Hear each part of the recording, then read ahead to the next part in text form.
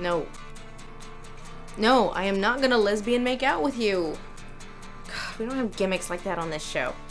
So, in the late 90s, there was a wave of teenagerizations of classic literature, you might say. We had Taming of the Shrew, Othello, Emma, Romeo and Juliet. Well, granted, that one was already about teenagers, but it was a modernization, and so on. But perhaps the least appropriate to be set in high school was Cruel Intentions, a remake of a movie, which was based on a play, which was based on a book, Les Liaisons Dangereuses. At its core, Dangerous Liaisons is a story of the upper crust, how they have nothing to do all day but take advantage of naive people and anything that moves. But where the original took place with 40-somethings in the pre-French Revolution aristocracy, this remake is in high school. Yeah. And where the two mains in the original were just colleagues that had had an affair at some unspecified point in the past, this time they're stepbrother and stepsister. Hot? Also, their parents are nowhere to be seen. The main character of Valmont in Dangerous Liaisons is played by everybody's favorite dissatisfied Olive Garden patron, John Malkovich, who even back then was frustrated that his tour of Tuscany sampler platter is not arriving in a timely fashion. No. You see, until I met you, I had only ever experienced desire. Love, never. Before Justin Timberlake started acting and put Ryan Phillippe out of a job, this one was one of his bigger roles. Sebastian is wealthy, entitled, upper-crust Manhattan teenage libertine, illustrated by this parking job.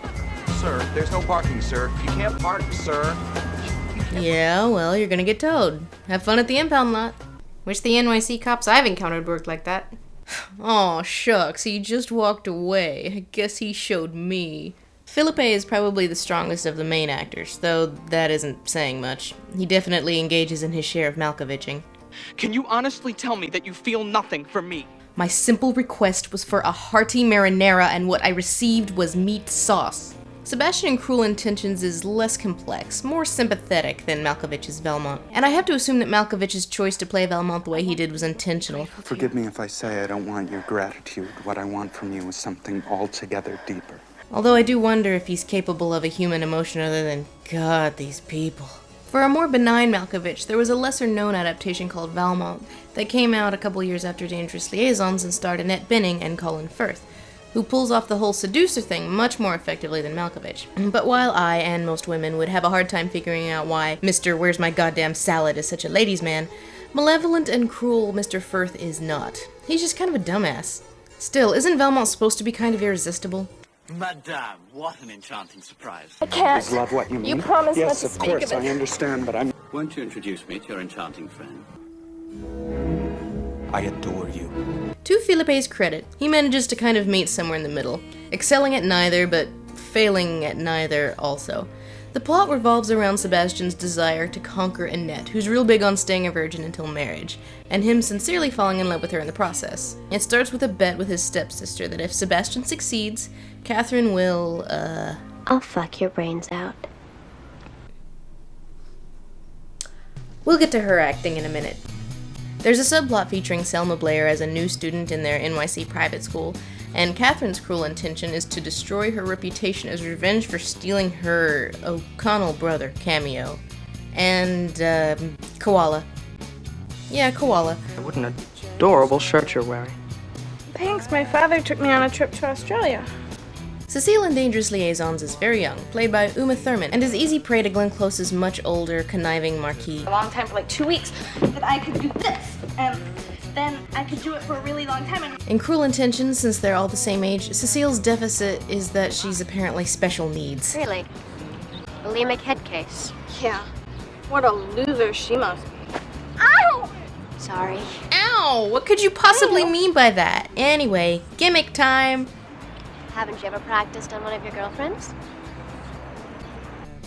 Yeah. The scene that spawned 1,000 parodies. I'm gonna stick my tongue in your mouth. Are you kidding? No! But we need a gimmick to make people watch the show. No! We have standards here, goddammit. We use our intellect. Anyway, Catherine's goal is to ruin Cecile's reputation. I mean, she could just spread rumors, that thing that high schoolers actually do. But no, this is way more effort, and she's bored? Okay. Cecile's main love interest is a guy with 2 first names. Catherine, this is Ronald Clifford. In the original, played by a very young Keanu Reeves. Aw, Keanu's wooden soul is moved. In Liaison, Swoosie Kurtz wants him away from Cecile because he's poor. In Cruel Intentions, it's because he's, you guessed it, he's bland. He's composing his first opera. It's based on the life of Dr. Martin Luther King. I mean, what else would I write an opera about? Yo. Valmont eventually concedes to Glenn Close's will for him to corrupt young Cecile. This happens in both movies, though in the original, it is straight up rape, or as fanfic writers would call it, dubcon, which is totally different from rape. In Cruel Intentions, it's a bit more consensual, which keeps Sebastian a bit more sympathetic, even if Cecile is clearly special ed. Where are you going? I'm taking a shower. With marinara on the side. One must assume that since this movie was made with young people in mind, that the filmmakers felt that if they imbued it with any sense of subtlety, that hollow teenage heads across the country would explode. Would you mind turning around so that I could put on my bathing suit? So embarrassing. Just doing this was an indication enough. I need to tell the audience I'm embarrassed. And they could have played Selma Blair up as sweetly naive, but instead, for some reason, went for all-out affected. Cool. Secret society. Similarly, rather than letting Gellar's character's actions speak for themselves, Sarah Michelle Gellar's bad guy character plays evil in much the same way a Saturday morning cartoon villain might. I don't know if she was sick of being typecast or what, but the evil thing does not fit on her at all. Everybody loves me, and I intend to keep it that way. Like Sarah Michelle Gellar trying to be seductive. Puts me more in mind of this. You can put it anywhere. Do I make you horny? Randy? Because I'm the only person you can't have and it kills you. Do I make you horny, baby? Yeah, do I? You can put it anywhere. Well, in that case, right in the pooter, let's go. Sarah Michelle Gellar is playing this idea that evil people just go around acting evil to accentuate how evil they are. I rat Cecile out to Mommy. Mommy goes ballistic and ends the relationship. Boo-hoo. Contrast to Glenn Close, who plays an actual, character. That and Glenn Close and Malkovich's Velma are a much more evil ground, malevolence-wise. The story's not about an evil woman who screws this guy over for revenge. It's about two equally human but reprehensible people driving each other to destruction. And both Gellar and Close get the "why I am the way I am" monologue. Do you think I relish the fact that I have to act like Mary Sunshine 24/7 so I can be considered a lady? I learned how to look cheerful while under the table I stuck a fork into the back of my hand.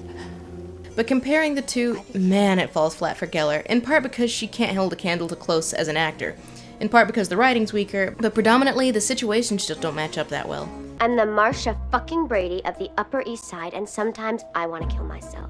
And Joshua Jackson's in it for like a minute, playing like a catty gay proto-Peter Bishop.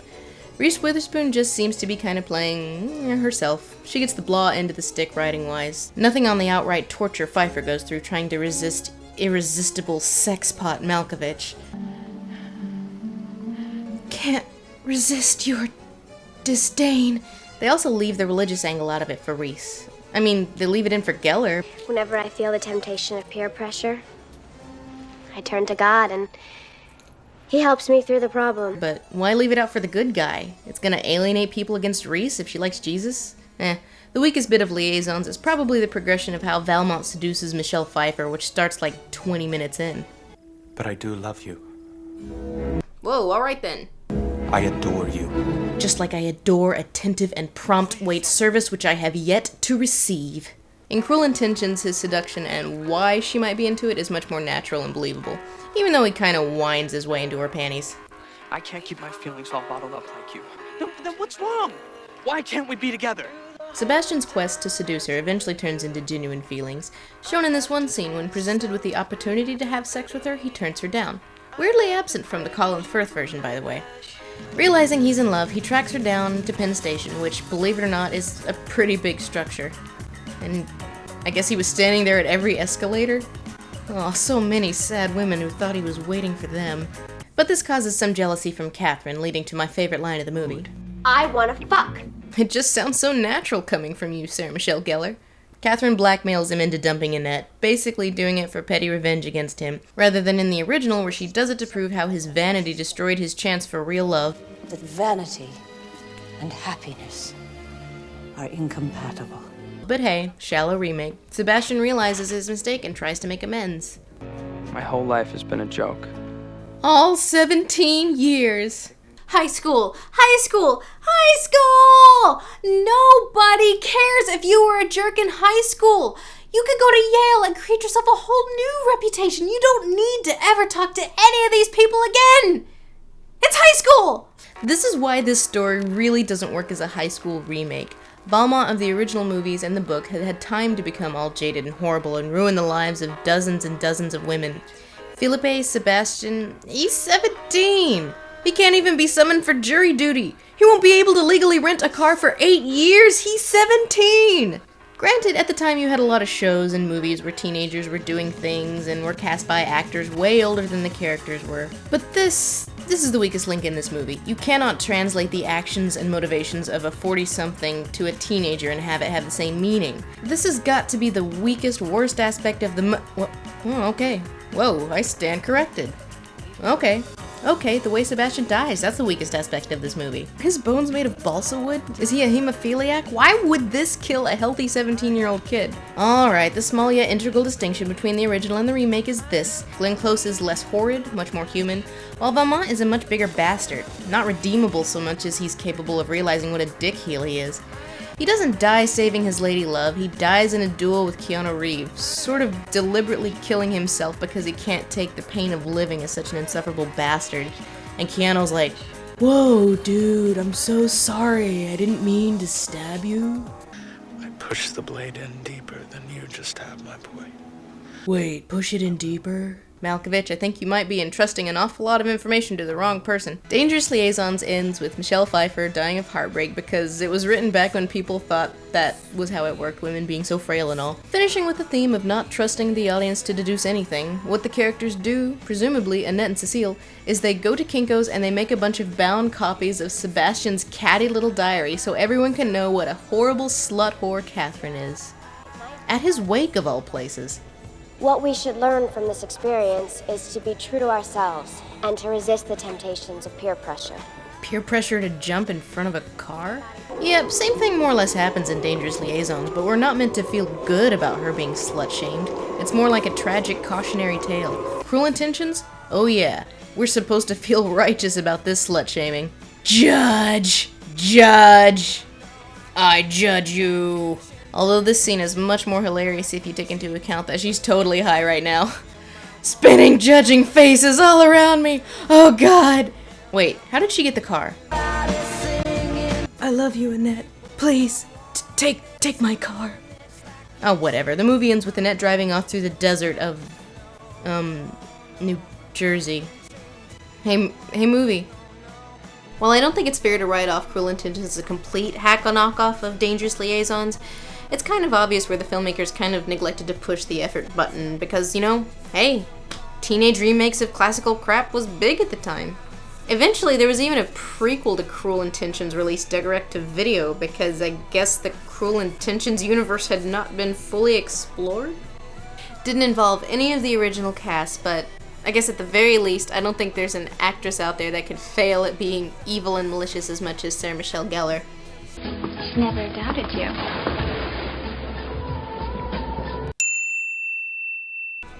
I stand corrected.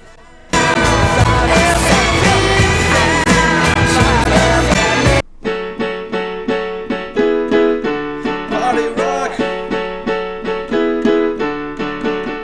We will be at New York Comic Con next week. Everybody should really be there. It's gonna be the biggest one I hear yet. We have press passes, not a panel, just to clarify. We'll be around, but not at a panel. So yeah, we're gonna be at New York Comic Con next week. If you want to come find us, please do so. So the plurality of the East Coast Channel Awesome Contingency is gonna be there. Me, I'll be there. Mr. Todd in the shadows here. Team Nostalgia Chick will be there. Us and Nella. Kyle from Browse Held High, Paw from The Paw Show, Nash from Radio Dead Air / WTF. Jesu Otaku. J.O. will be there, so we'll have quite a few of the Channel Awesome Contingency will be there.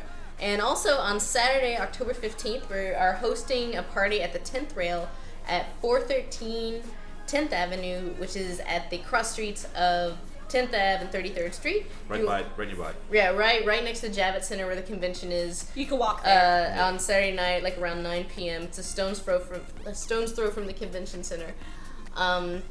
We're gonna be, partying, musical stylings by this guy, and maybe even some special guests. Who knows? There'll be a raffle. We have a fun little raffle and making Nash miserable with our top 40 piano hits. It'll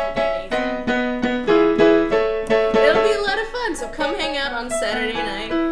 If you see us, come say hi. We don't have a panel or a booth, but we will be around with we'll our probably press be hanging passes. around the Brental Floss panel, booth. Hi, Brent. So we hope to see you all there on Saturday. At our party, or Thursday through Sunday at the Comic-Con at the Javits Center in New York City. Saturday. Gotta get there on Saturday. Everybody's looking forward to Saturday. Comic-Con. It's Saturday. Also our party on Saturday. After the masquerade, and unfortunately no puppies allowed, but here she is. Partying. Flick. Looking forward to the Comic-Con. See you there.